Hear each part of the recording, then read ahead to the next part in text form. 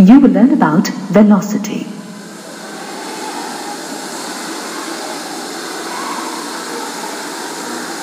If you rearrange the formula for speed, you can determine the distance covered in a given period of time at a given speed. S is equal to d divided by t. Therefore, d is equal to s multiplied by t. However, it does not give you the displacement of the object. To determine the displacement of an object, you need to know the direction of motion, along with the rate of the motion. Velocity is the speed of an object moving in a definite direction. Velocity of an object is defined as the rate of change in the position of a body. It can also be defined as the rate of displacement of an object. Velocity is calculated as the ratio of displacement of the object to the time interval taken for that displacement.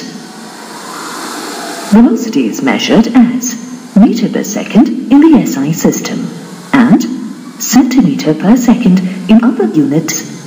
Similar to speed, velocity is also measured in kilometers per hour. Velocity of an object can change by either changing its speed in a particular direction or by keeping the speed constant and changing the direction. When the yellow car takes a turn and moves ahead, its velocity becomes variable.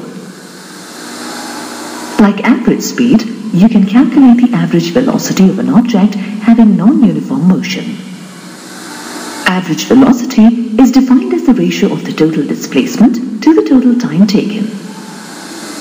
When a body is moving with variable velocity for t total time duration, u and v are the magnitudes of its initial and final velocities, during which it has a total displacement, that is, s total.